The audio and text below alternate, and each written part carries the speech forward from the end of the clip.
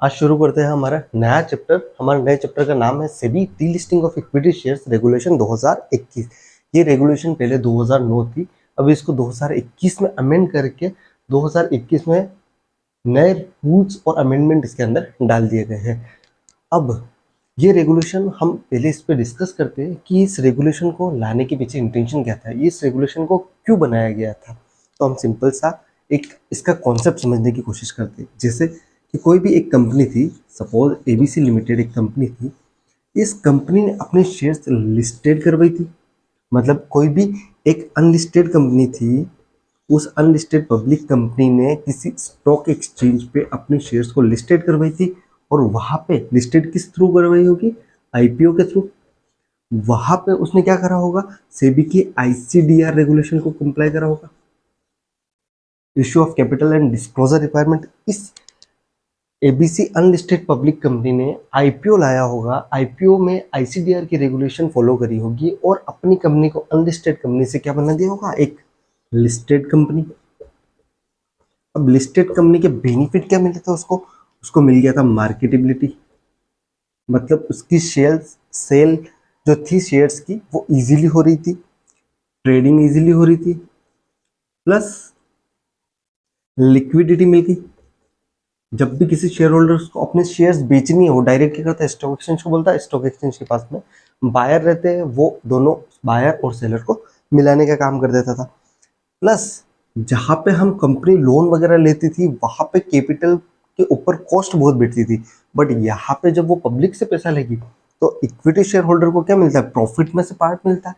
तो अगर company profit कमाएगी तो उनको डिविडेंड मिलेगा, और नहीं कमाएगी तो कंपनी के ऊपर लाइबिलिटी नहीं रहती है कि इक्विटी शेयर होल्डर को कंपल्सरी हमारे को कितना कुछ पेमेंट करना ही करना है, कोई इंटरेस्ट पेमेंट करना है, ऐसा कुछ नहीं रहता। तो यहाँ पे हमारी कॉस्ट की कैपिटल क्या हो जाती है? Lower cost of capital. ये हमारे को बेनिफिट्स मिलते हैं एक लिस्टिंग के। कोई कंपनी अपनी शेयर्स को लिस्ट करवा देती है किसी भी स्टॉक एक्सचेंज पे, तो उसको इतने सारे फायदे मिलते हैं। इन फायदों के लिए ही कोई अनलिस्टेड कंपनी अपनी शेयर्स को लिस्ट करवाती है। ये बात करूं मैं लिस्टिंग की। अब वही कंपनी जब कभी वही लिस्टेड कंपनी जब कभी अपनी कंपनी की शेयर्स को अनलिस्टेड करवाना चाहती है, या फिर क्या हो, डीलिस्टिंग करवाना चाहती है। मतलब क्या हो रहा है कि एक लिस्टेड कंपनी वापस क्या बन रही है? अनलिस्टेड पब्लिक कंपनी बन रही है। तो अब यहाँ पे आप लॉजिकली सोचो, जब वो अनलिस्टेड कंपनी थी, उस अनलिस्टेड कंपनी ने शेयर्स इशू करे आईपीओ में पब्लिक ने अपने पैसे लगाए होंगे,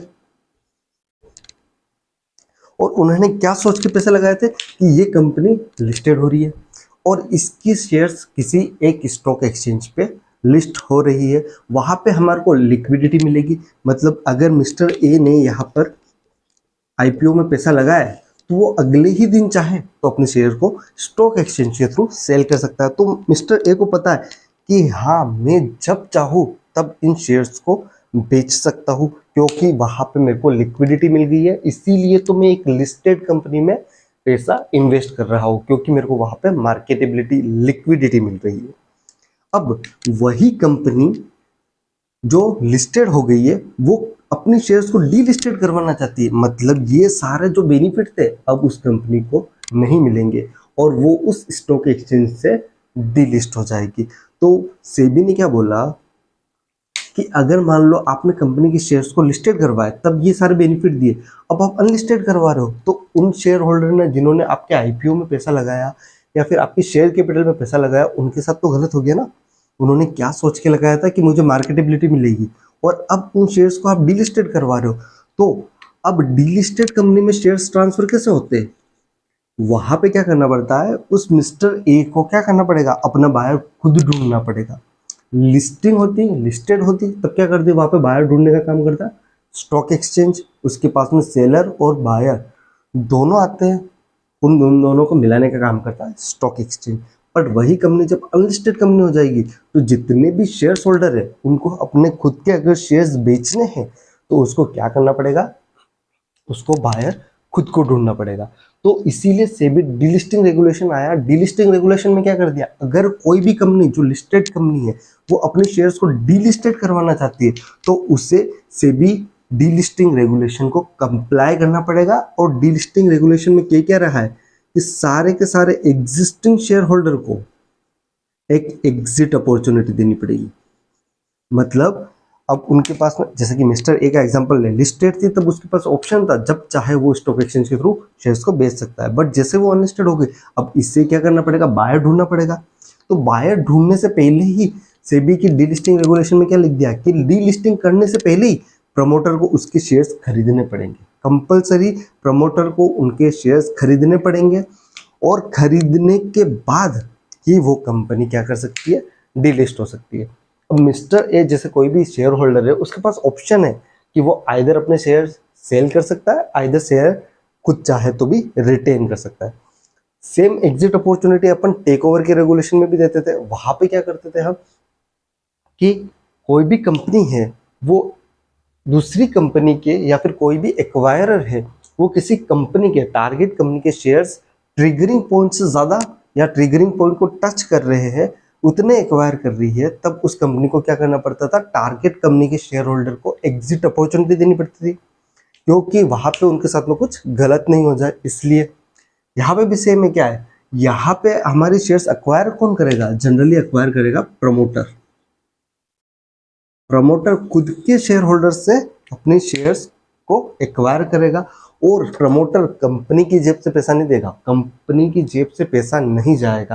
प्रमोटर यहाँ खुद अपनी जेब से पैसा लगाकर उन शेयर्स को कंपलसरी एक्वायर करेगा, तभी डीलिस्टिंग पूरी होगी।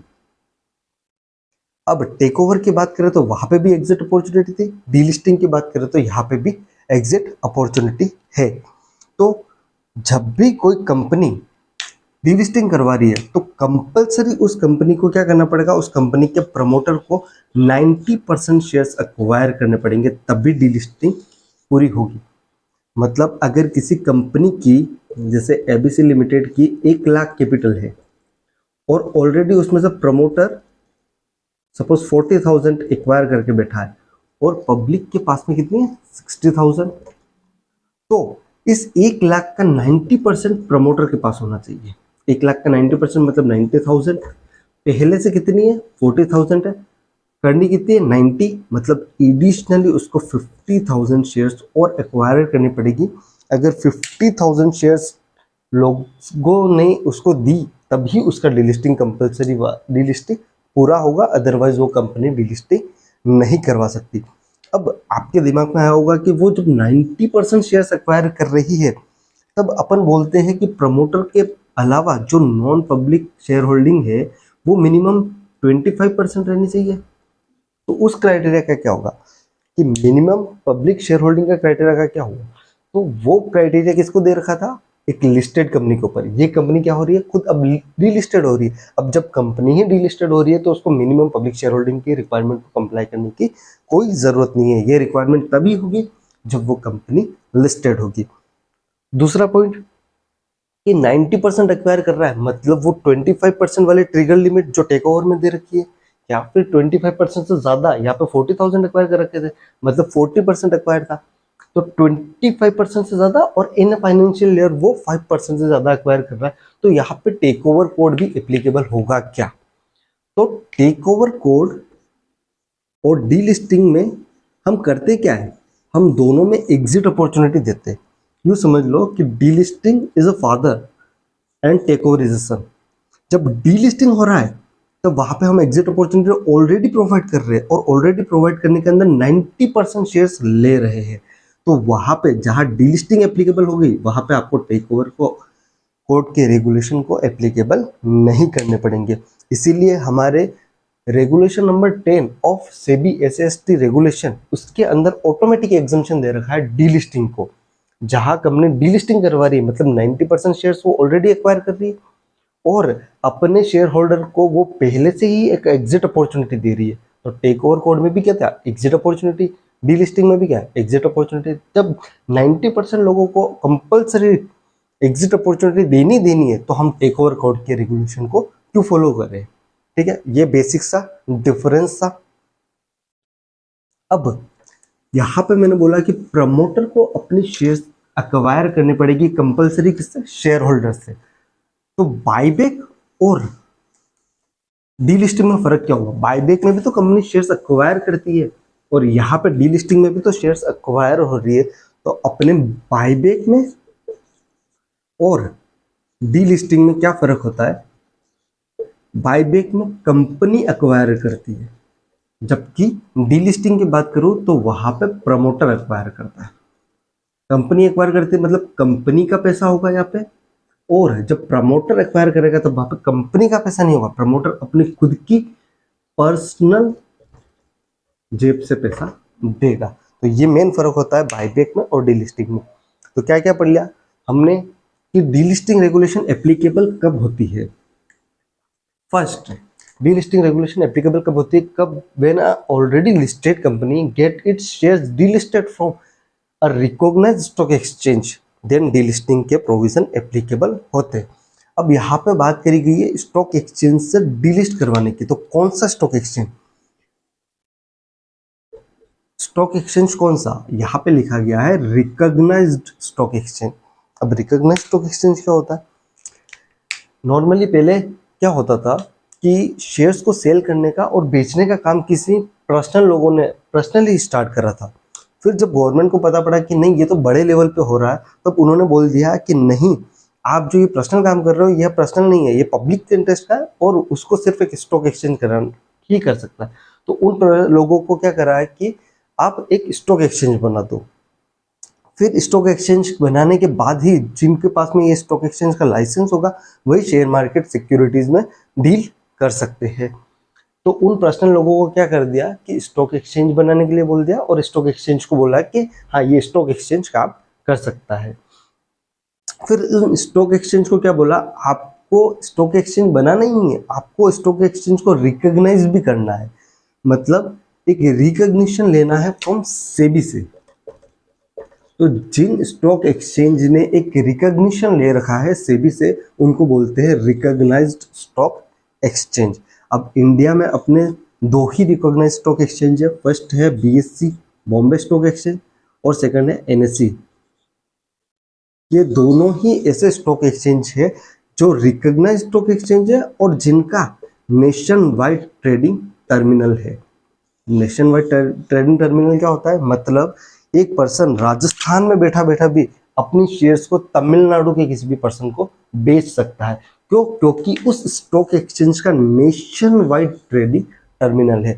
और अपने इंडिया में दो ही स्टॉक एक्सचेंज है जिनका नेशन वाइड ट्रेडिंग टर्मिनल है, जो है बीएससी और एनएससी। और उन दोनों स्टॉक एक्सचेंज को हम बोलते हैं रिकॉग्नाइज्ड स्टॉक एक्सचेंज। तो जब भी कोई कंपनी किसी रिकॉग्नाइज्ड स्टॉक एक्सचेंज से डीलिस्ट हो रही है तब ही हमारे डीलिस्टिंग की रेगुलेशन एप्लीकेबल होती है। मान लो सपोज हमारी कोई एक कंपनी है, वो कंपनी मान लो सपोज कोई लोकल अहमदाबाद स्टॉक एक्सचेंज पे लिस्टेड थी, वहां से डीलिस्ट हो रही है तो रेगुलेशन एप्लीकेबल नहीं होता है। यहाँ पे क्या लिखा हुआ है कि किसी रिकॉग्नाइज्ड स्टॉक एक्सचेंज से डीलिस्ट हो रही है तब ही उसके ऊपर सेबी के डीलिस्टिंग रेगुलेशन एप्लीकेबल होगी। इसके एग्जांपल ले लेके समझेंगे हम कि कैसे क्या होता है। उससे पहले हम पढ़ते हैं कि टाइप ऑफ डीलिस्टिंग, कितने टाइप की डीलिस्टिंग होती है। डीलिस्टिंग दो टाइप से हो सकती है। फर्स्ट, वॉलेंट्री डीलिस्टिंग और second compulsory delisting. Voluntary delisting क्या हुआ? एक कंपनी खुद है, वो खुद चाहती है कि मैं अपने शेयर्स को डीलिस्टेड करवा दूं, तब वो वहां पे क्या करेगी? वॉलेंट्री डीलिस्टिंग के प्रोविजन एप्लीकेबल होंगे उसके ऊपर। बट कोई stock exchange, recognised stock exchange खुद बोलता है कि नहीं आप लायक ही नहीं हो डीलिस्टिंग के, तब वो कंपनी खुद अपनी मर्जी से डीलिस्टेड नहीं हो रही है। वो कंपनी क्या हो रही है? स्टॉक एक्सचेंज उस कंपनी को डीलिस्ट कर रहा है, तो उसको बोलते हैं हम कंपल्सरी डीलिस्टिंग। कंपल्सरी डीलिस्टिंग कोई रिकॉग्नाइज्ड स्टॉक एक्सचेंज कब करवाएगा? जब किसी कंपनी ने लिस्टिंग एग्रीमेंट के, या कह सकता हूं मैं लिस्टिंग एग्रीमेंट या फिर एलओडीआर के रेगुलेशन या फिर कोई भी रेगुलेशन था जो सेबी ने दे रखा था, उस कंपनी के ऊपर अप्लाई कर रखा था, उसका कंप्लायंस नहीं कर रखा है, तो एज अ पेनल्टी वो स्टॉक एक्सचेंज क्या कर सकता है, उस कंपनी की शेयर्स को कंपलसरी डीलिस्ट कर सकता है। एक हो गया वॉलंटरी, खुद अपनी इच्छा से कर सकता है, एक हो गया कंपलसरी। दोनों को एक एग्जांपल से समझा देता हूं। मान लो जब कंपनी एबीसी ए लिमिटेड थी, उसने अपनी लिस्टिंग करवाई, और लिस्टिंग करवाई उसने एनएससी पे। तो अब एनएससी पे लिस्टेड करवाने के बाद में सिर्फ इतना ही नहीं है कि लिस्टेड करवा दिया और काम खत्म हो गया, आपको उसके सारे लिस्टिंग एग्रीमेंट के कंप्लायंस करने पड़ेंगे।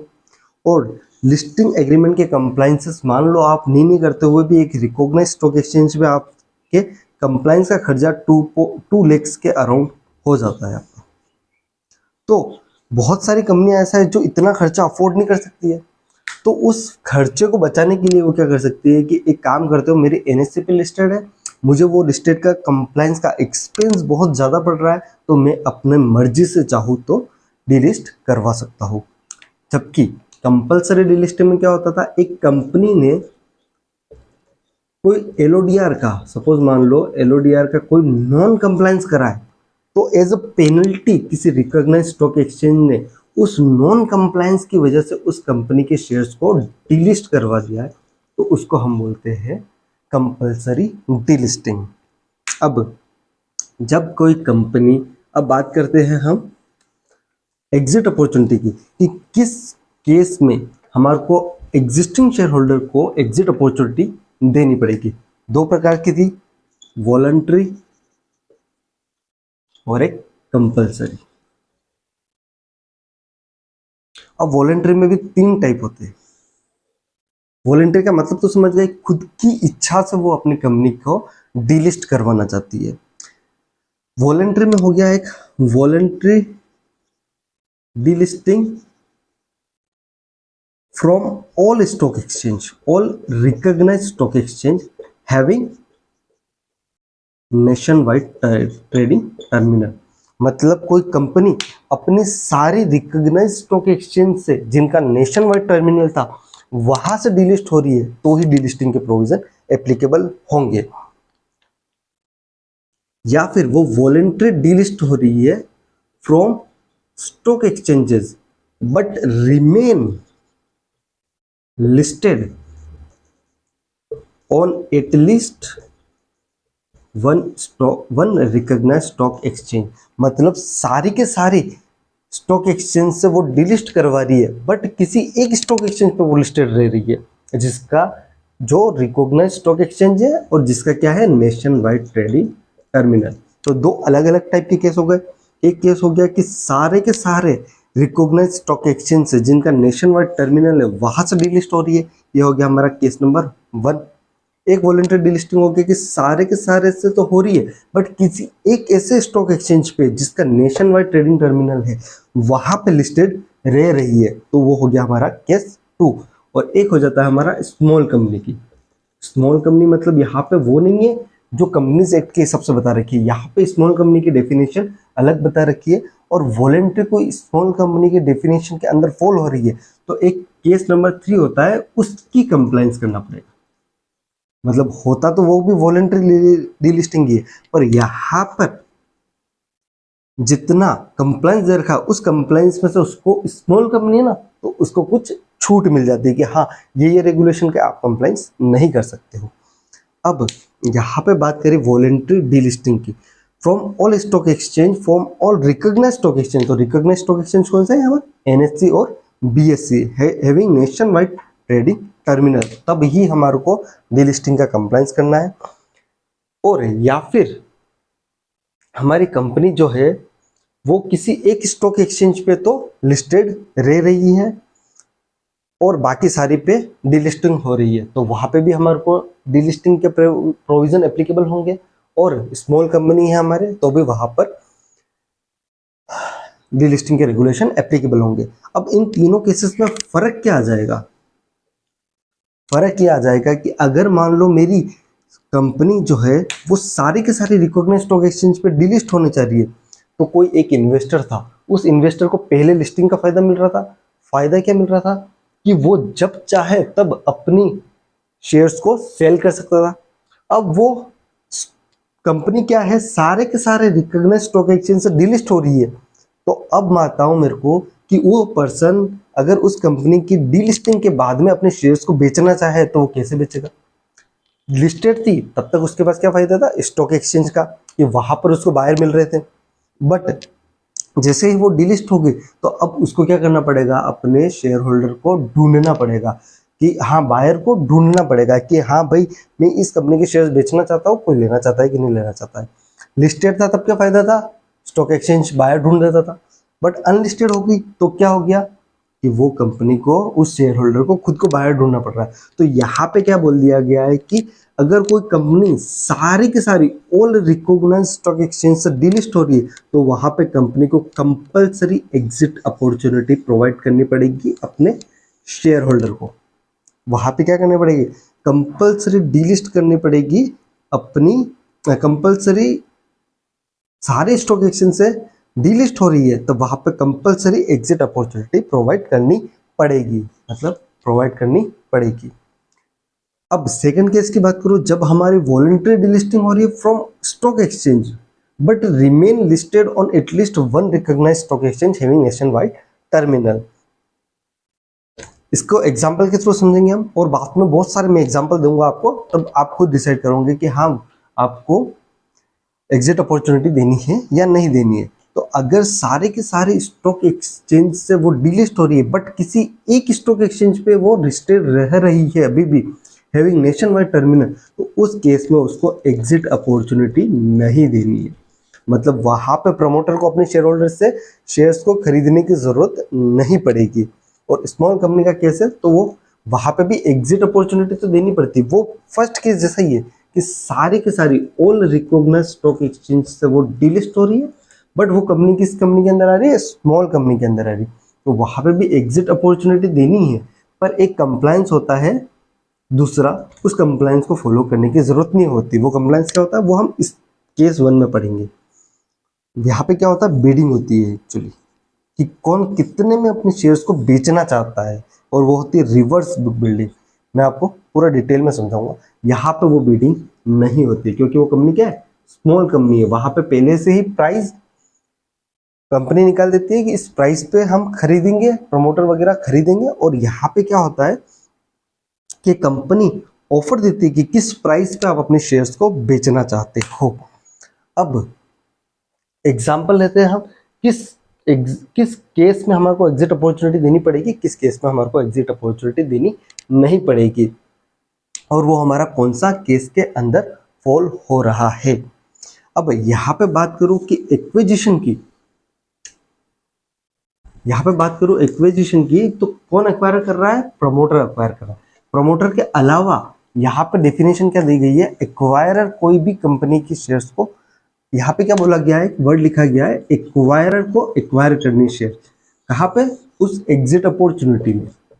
जिन शेयर होल्डर को एग्जिट अपॉर्चुनिटी दी गई है वो शेयर्स अपने बेच रहे हैं कंपनी को, तो वहां पे एक्वायरर को कंपलसरी उनकी शेयर्स को खरीदना पड़ेगा। और अपनों ने टेक ओवर में पढ़ा कि एक्वायरर कौन हो सकता है, एक इंडिविजुअल भी हो सकता है और बॉडी कॉर्पोरेट भी हो सकता है। तो वहां पे क्या लिख रखा है, यहाँ पे डीलिस्टिंग में एक्वायरर की डेफिनेशन लिख रखी है, एज पर रेगुलेशन 5A, जो टेक ओवर हो रहा है उसमें जो एक्वायरर है वो, या फिर प्रमोटर, कंपनी का खुद का प्रमोटर। अगर मान लो मेरी एबीसी लिमिटेड है, वो कंपनी, अगर मान लो एबीसी लिमिटेड है, उस कंपनी के प्रमोटर खुद चाह रहे कि वो कंपनी डीलिस्ट हो जाए, तो इन सच केस उस कंपनी के प्रमोटर को क्या करना पड़ेगा, अपने शेयर्स को खरीदना पड़ेगा। बट वही मान लो कोई एबीसी लिमिटेड है, वो किसी पीक्यूआर लिमिटेड को एक्वायर करना चाह रही है और अपने पब्लिक अनाउंसमेंट में लिख रही है कि पीक्यूआर लिमिटेड की कंपनी के शेयर्स को मैं डीलिस्ट करवाना चाहता हूं, तो इन सच्चे केस वहां पे भी डीलिस्टिंग के प्रोविजन एप्लीकेबल हो जाएंगे। और ये एक्वायरर कौन हो गया, प्रमोटर के अलावा हो गया। तो यहाँ पे हमारे एक्वायरर के दिमाग में, एक्वायरर का जब भी नाम आएगा तब हमारे दिमाग में दो चीजें रहेगी, या तो प्रमोटर खुद अपने शेयर्स को परचेस कर रहा है या फिर कोई थर्ड पर्सन परचेस कर रहा है, और इस प्रकार का कोई टेक ओवर हो रहा है। वहां पे डीलिस्टिंग के भी प्रोविजन आ रहे हैं, तो वहां पे टेक ओवर कोड को फॉलो करने की ज़रूरत नहीं है, वहाँ पर डीलिस्टिंग के प्रोविज़न एप्लीकेबल हो जाएंगे। ये चीज़ मैंने आपको शुरू में ही बता दी थी। अब हमने डीलिस्टिंग पढ़ा। डीलिस्टिंग कितने टाइप की होती है? वॉलंटरी डीलिस्टिंग हो गई और कंपलसरी डीलिस्टिंग हो गई। वॉलंटरी में खुद अपनी मर्जी से करा रहा है, और कंपलसरी में स्टॉक एक्सचेंज उसको ऑर्डर दे रही है कि आप अपनी कंपनी के शेयर्स को डीलिस्ट कराओ। वॉलंटरी में 2-3 केस थे, 3 केस थे। तब वहां पे हमने क्या देखा? Voluntary delisting from all recognised stock exchange having nationwide terminal.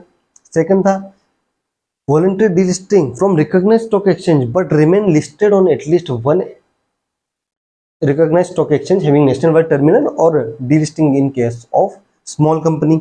तो वहां पे हमने एग्जिट अपॉर्चुनिटी पढ़ी कि फर्स्ट वाला केस था जहां पे ऑल रिकॉग्नाइज्ड स्टॉक एक्सचेंज से डीलिस्ट हो रही थी, तो वहां पे हमारे को एग्जिट अपॉर्चुनिटी देनी थी। सेकंड, सारे के सारे स्टॉक एक्सचेंज से डीलिस्ट हो रही थी but remain listed on at least one recognised stock exchange having nationwide trading terminal, तो वहां पे हमारे को एग्जिट अपॉर्चुनिटी देने की जरूरत नहीं थी। एग्जांपल लेते हैं, एग्जांपल के थ्रू समझते हैं। सपोज मान लीजिए एबीसी लिमिटेड कंपनी है, ये 3-4 अलग अलग जगहों पे लिस्टेड है। बीएससी कंपनी क्या होती है? जो रिकॉग्नाइज्ड स्टॉक एक्सचेंज है और इसका नेशन वाइड ट्रेडिंग टर्मिनल है। एनएससी, ये भी सेम रिकॉग्नाइज्ड स्टॉक एक्सचेंज है और इसका भी नेशन वाइड ट्रेडिंग टर्मिनल है। कोई लोकल स्टॉक एक्सचेंज कर लेते जैसे अहमदाबाद स्टॉक एक्सचेंज, और एक और कोई ले लेते, सपोज मान लो बेंगलोर कोलकाता स्टॉक एक्सचेंज। अब हमारी कंपनी जो है वो कंपनी कहाँ लिस्टेड है? मान लो सपोज बीएससी पे भी लिस्टेड है, एनएससी पे भी लिस्टेड है, यहाँ पे भी लिस्टेड है, यहाँ पे भी लिस्टेड है। इस केस में ये कंपनी क्या हो रही है? चारों जगहों से डीलिस्ट हो रही है। मतलब क्या वो एसी all recognised stock exchange having nationwide terminal वहां से भी डीलिस्ट हो रही है? हाँ, यहाँ से भी डीलिस्ट हो रही है, यहाँ से भी डीलिस्ट हो रही है, यहाँ से भी हो रही है, यहाँ से भी हो रही है। तो in such a case all RSC all recognised stock exchange से हो रही है, हाँ यहाँ पे भी हो रही है, यहाँ पे भी हो रही है, मतलब उसको एग्जिट अपॉर्चुनिटी देनी पड़ेगी। अब सपोज मान लो हमारी यहाँ पे भी लिस्टेड नहीं है, यहाँ पे भी लिस्टेड नहीं है, यहाँ पे लिस्टेड है, यहाँ पे लिस्टेड है, और अब इन दोनों अहमदाबाद स्टॉक एक्सचेंज और कोलकाता स्टॉक एक्सचेंज से डिलिस्ट होना चाहती है, तो इन सच केस क्या हमारे को एग्जिट अपॉर्चुनिटी देनी पड़ेगी? थिंक, क्या कोई ऐसी स्टॉक एक्सचेंज से डिलिस्ट हो रही है जहां पर रिकॉग्निशन दे रखी थी उसको, और रिकॉग्नाइज्ड स्टॉक एक्सचेंज पे वो लिस्टेड ही नहीं थी पहले से, और अभी भी वो लिस्टेड डिलिस्ट हो रही नहीं है, पहले से लिस्टेड ही नहीं थी किसी रिकॉग्नाइज्ड स्टॉक एक्सचेंज पे, सिर्फ लोकल वाले पे रजिस्टर थी, वहां से डिलिस्ट हो रही है, तो इन सच केस हमारा ऑल रिकॉग्नाइज्ड स्टॉक एक्सचेंज वाला क्राइटेरिया फुलफिल नहीं हो रहा है, तो यहाँ पर एग्जिट अपॉर्चुनिटी देने की कोई जरूरत नहीं है। फर्स्ट कंडीशन का क्राइटेरिया क्या होता है कि सारी के सारी रिकॉग्नाइज्ड स्टॉक एक्सचेंज से डिलिस्ट हो रही है, तभी आपको एग्जिट अपॉर्चुनिटी देनी है। थर्ड केस मान लो यहाँ पे लिस्टेड है, यहाँ पे लिस्टेड नहीं है, यहाँ पे भी लिस्टेड नहीं है, और यहाँ पे भी लिस्टेड नहीं है, और अब ये कंपनी यहाँ से डिलिस्ट होना चाहती है, तो एक ही रिकॉग्नाइज्ड स्टॉक एक्सचेंज था वहां से भी डिलिस्ट हो रही है, तो यहाँ पे भी उसको एग्जिट अपॉर्चुनिटी देनी पड़ेगी। अब सपोज मान लो यहाँ पे लिस्टेड नहीं है, यहाँ पे लिस्टेड है, यहाँ पे लिस्टेड है, यहाँ पे लिस्टेड है, और अब यहाँ से और यहाँ से और यहाँ से डिलिस्ट होना चाहती है, तो भी उसको एग्जिट अपॉर्चुनिटी देनी पड़ेगी। I think you are clear. यहाँ पर लिस्टेड थी नहीं तो अनलिस्टेड हो रही है, तो कोई फर्क ही नहीं पड़ रहा है। यहाँ पे लिस्टेड थी, रिकॉग्नाइज्ड स्टॉक एक्सचेंज है, यहाँ से डिलिस्ट हो रही है, तो ऑल रिकॉग्नाइज्ड स्टॉक एक्सचेंज में उसके था ही एक एनएससी, और एनएससी से भी डिलिस्ट हो रही है, तो यहाँ पे भी एग्जिट अपॉर्चुनिटी देनी पड़ेगी। दोनों जगह जहां पर नहीं था वहां से डिलिस्ट हो रही थी दूसरे पे, तो वहां पर एग्जिट अपॉर्चुनिटी देने की कोई जरूरत नहीं थी। मतलब अगर ऑल रिकॉग्नाइज्ड स्टॉक एक्सचेंज से डिलिस्ट हो रही है तब ही वहां पर एग्जिट अपॉर्चुनिटी देने की जरूरत है, अदरवाइज देने की जरूरत नहीं है। ये हो गया हमारा केस 1 के एग्जांपल। अब केस 2 के एग्जांपल देखते हैं। जैसे कि हमारे एबीसी लिमिटेड है, यहाँ पे भी लिस्टेड है, यहाँ पे भी लिस्टेड है, यहाँ पे भी लिस्टेड है, यहाँ पे भी लिस्टेड है। अब ये कंपनी क्या हो रही है, डीलिस्ट करा रही है, यहाँ से डीलिस्ट हो रही है, यहाँ से डीलिस्ट हो रही है, यहाँ से डीलिस्ट हो रही है। इन सच केस क्या ऑल रिकॉग्नाइज्ड स्टॉक एक्सचेंज से डीलिस्ट हो रही है? नहीं, ऑल रिकॉग्नाइज्ड स्टॉक एक्सचेंज से वो डीलिस्ट नहीं हो रही है। बट बात करें इन दोनों से, हाँ लोकल वाले से हो रही है, बट क्या remain listed on at least one recognised stock exchange? हाँ, अभी भी एनएससी पे तो वो लिस्टेड रह रही है ना, एनएससी का नेशन वाइड ट्रेडिंग टर्मिनल है और वहां से डीलिस्ट तो नहीं हो रही ना। तो इन सच केस वहां पर एग्जिट अपॉर्चुनिटी देने की जरूरत नहीं है। यहाँ पे लिस्टेड थी, यहाँ पे भी लिस्टेड थी, यहाँ पे नहीं थी, यहाँ पे भी नहीं थी। अब वो कंपनी यहाँ से डिलिस्ट हो रही है, क्या वो at least one recognised stock exchange पे लिस्टेड रह रही है? तो यहाँ पे भी हमारे को एग्जिट अपॉर्चुनिटी देने की जरूरत नहीं है। यहाँ पे लिस्टेड थी, यहाँ पे लिस्टेड नहीं थी, यहाँ पे लिस्टेड थी, यहाँ पे लिस्टेड थी। अब ये कंपनी यहाँ से डिलिस्ट हो रही है but remain listed on this and this, क्या इस केस में उसको एग्जिट अपॉर्चुनिटी देनी पड़ेगी? बिल्कुल देनी पड़ेगी। क्यों? क्योंकि यहाँ पे दो रिकॉग्नाइज्ड स्टॉक एक्सचेंज है, पहले पे तो लिस्टेड नहीं थी तो डीलिस्ट होने की बात ही नहीं आई, बट एक रिकॉग्नाइज्ड स्टॉक एक्सचेंज पे लिस्टेड थी और वहां से डिलिस्ट हो रही है, तो इन सच केस अपन को एग्जिट अपॉर्चुनिटी देनी पड़ेगी। From all the recognised stock exchange, इन दोनों पे लिस्टेड थी, दोनों से डिलिस्ट हो रही है तो देनी पड़ेगी। दोनों में से किसी एक पे लिस्टेड थी और वहां से डिलिस्ट हो रही है तो देनी पड़ेगी। दोनों पे लिस्टेड थी बट किसी एक पे लिस्टेड रह रही है, किसी एक से डीलिस्ट हो रही है, तब वहां पे एग्जिट अपॉर्चुनिटी नहीं देनी पड़ेगी। दोनों पे लिस्टेड थी और दोनों लोकल पे भी लिस्टेड थी, तो दोनों लोकल से डीलिस्ट हो रही है तो रिकॉग्नाइज्ड स्टॉक एक्सचेंज पे तो लिस्टेड रह रही है, एग्जिट अपॉर्चुनिटी नहीं देनी पड़ेगी।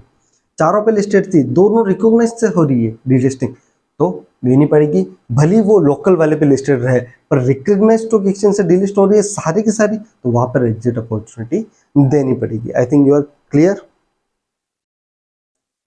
तो अभी तक हमने क्या पढ़ लिया कि डीलिस्टिंग के प्रोविजन एप्लीकेबल कब होते हैं? कभी भी कोई भी कंपनी अपने शेयर्स को डीलिस्ट करवाना चाहती है किसी भी स्टॉक एक्सचेंज से, तो वहां पे डीलिस्टिंग के प्रोविजन एप्लीकेबल होंगे। डीलिस्टिंग के टाइप वॉलंटरी डीलिस्टिंग और compulsory delisting. Compulsory as a panel लगा रही है, स्टॉक एक्सचेंज खुद बोल रही है कि डीलिस्ट हो जाओ। और वॉलंटरी की केसेस अगर पड़ा है, वॉलंटरी में क्या हो रहा था, खुद की इच्छा से वो डिलिस्ट कराना चाहती थी, तो हम सारे स्टॉक एक्सचेंज पे डिलिस्ट होना चाह रही थी जिनका रिकॉग्नाइज्ड स्टॉक एक्सचेंज था और नेशन वाइड ट्रेडिंग टर्मिनल था, तो वहां पे एग्जिट अपॉर्चुनिटी देनी पड़ेगी। वॉलंटरी डिलिस्ट होनी चाहिए कहाँ से? From recognised stock exchange but remain listed on at least one recognised stock exchange, उस केस में हमारे को एग्जिट अपॉर्चुनिटी देनी थी, नहीं देनी थी। और स्मॉल कंपनी है वो और सारे के सारे रिकॉग्नाइज्ड स्टॉक एक्सचेंज से वो डिलिस्ट हो रही है, तो वहां पे उसका प्रोसेस थोड़ा अलग हो जाएगा, बट उसमें भी एग्जिट अपॉर्चुनिटी तो देनी ही पड़ेगी। और जब कंपलसरी डिलिस्ट हो रही है, क्या वहां पे देनी पड़ेगी एग्जिट अपॉर्चुनिटी? कोई कंपनी को स्टॉक एक्सचेंज बोल रहा है कि आप कंपलसरी डिलिस्ट हो जाओ, तो क्या वहां पे पब्लिक के साथ में गलत नहीं हो रहा है? गलती किसकी थी? नॉन कंप्लायंस किसने करा? नॉन कंप्लायंस करा उस कंपनी ने, तो क्या उसकी सजा उस कंपनी के शेयर होल्डर को दे सकते हैं क्या? नहीं दे सकते। तो उस केस में क्या करते हैं कि कंपलसरी डिलिस्टिंग हो रही है तो भी वहां पर जो स्टॉक एक्सचेंज वो ऑर्डर पास करेगी कि प्रमोटर को वहां पे भी एग्जिट अपॉर्चुनिटी देनी है और सारे के सारे शेयर होल्डर्स से उनको शेयर्स ले लेनी है। तो डीलिस्टिंग में एक और चीज ध्यान रखनी है कि 90% का क्राइटेरिया फुलफिल होना चाहिए। 90% मिनिमम सब्सक्रिप्शन कह सकते हो आप, कि इतने लोग अपनी शेयर्स बेचेंगे तभी वो कंपनी डीलिस्ट हो सकती है, अदरवाइज वो कंपनी डीलिस्ट नहीं हो सकती। अब ये 90% क्यों रखा है इसको भी हम समझते हैं। यहाँ पे क्या होता है कि जब भी कंपनी को डीलिस्ट करवाना पड़ता है तो यहाँ पे price reverse book building method से निकाला जाता है। रिवर्स बुक बिल्डिंग मेथड क्या होता है मैं आपको चलिए नेक्स्ट टॉपिक में बताऊंगा मैं आपको कि 90% का ये क्राइटेरिया क्यों रखा है और इसमें एग्जिट अपॉर्चुनिटी दी जाती है। तो एग्जिट अपॉर्चुनिटी में रिवर्स बुक बिल्डिंग होता है और रिवर्स बुक बिल्डिंग से प्राइस डिटरमाइन होता है, जिस प्राइस पे प्रमोटर को उन शेयर होल्डर्स से खरीदनी पड़ती है शेयर्स को। तो इस लेक्चर में हमने पढ़ा डीलिस्टिंग क्या होता है और डीलिस्टिंग में क्या होता है, कंपलसरी डीलिस्टिंग, वॉलंटरी डीलिस्टिंग, कब एग्जिट अपॉर्चुनिटी देंगे, कब एग्जिट अपॉर्चुनिटी नहीं देंगे। मिनिमम सब्सक्रिप्शन कितना होता है 90%। 90% रिसीव हुआ तभी उस कंपनी की क्या हो सकती है, डीलिस्टिंग हो सकती है, अदरवाइज वो डीलिस्टिंग नहीं करा सकती है। ठीक है, ओके, थैंक यू।